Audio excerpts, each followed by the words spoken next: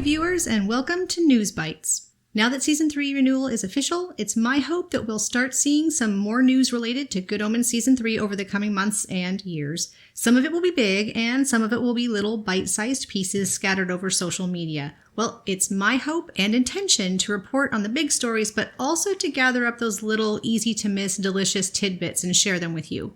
This might include not directly Good Omens, but related stories on the cast and crew. I know most people don't have the time to read Neil's social media every day or follow Michael, David, John, and everyone else who's related to the show, so I'll do my best to collect that sort of thing and share it here. So, let's get down to it. When the news of Season 3 dropped, Paul Chahidi, the actor who plays Dophin in Season 1, sent Neil an excited message on social media. Mostly it was exclamation points and clapping emojis, and Neil responded, "Writing stuff for you to do in it, Paul." Although no casting beyond Michael and David's options being picked up has been officially announced, it appears that Neil is writing Dophin into the story of Season 3, so with luck, we'll see his delightfully horrible character return. In other cast news, Neil has refused to confirm that Muriel will be returning for Season 3. This started with a funny exchange where someone was trying to read something into Wait and See when Neil gave that as a response to a question about Muriel, and a fan wanted to assume it meant something. Neil, always the statesman, made it very clear that wait and see means wait and see.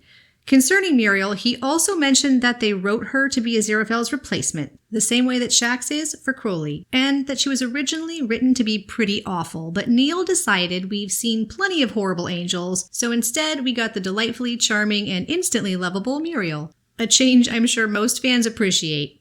Neil also answered a fan question on New Year's Eve and confirmed that Muriel is not God. Neil also pretty well snuffed the fan theory that Crowley can't see the stars because of his snake eyes. When a fan asked about this, and a bunch of other stuff related to that theory, Neil said he didn't think this had anything to do with Good Omens canon, and maybe they were talking about a fan theory? I'm sure this won't stamp out the idea entirely, but here you go. His reply is food for thought. Related to the cast news, Michael Sheen and David Tennant took their families to the Lapland UK Christmas Entertainment Centre over the holidays and shared some photos online. David and Michael, with their wives Georgia and Anna, all wearing matching holiday jumpers. These two families are just too adorable. David is also currently starring in a production of Macbeth that runs through February 10th. Michael was spotted at a performance, beaming at David during the encore, with David grinning back. And the image pretty much went viral in the fandom. The production is getting really good reviews, and if you're in the area or you got to attend, I'd love to hear what you think of it. I seriously doubt filming could begin as early as February. There's very, very little chance this production will bump into anything Good Omens. There's still so much pre-production to finish before they can even think of rolling cameras. Back to Neil's Tumblr feed, last he updated us, the scripts were still in progress. I'm hoping we'll find out when he finishes them, but since Amazon will still need to take a look, suggest edits, and so forth before the final scripts are approved, we may still be waiting for a bit. Not too long, we all hope. He also mentions that some of the stuff in Season 1 that wasn't in the book exists because he was pulling material from what he and Terry had planned together for the second book. He mentions specifically that heaven and hell were never visited in the book, and that there was a much more limited cast of angels and demons. It might be something for fans to do to go through and compare the book to Season 1, specifically looking for things that are added to the show, like Gabriel, and see how that might tie into potential Season 3 plots. I know I'm looking forward to a Season 1 rewatch with an eye out for just this very thing.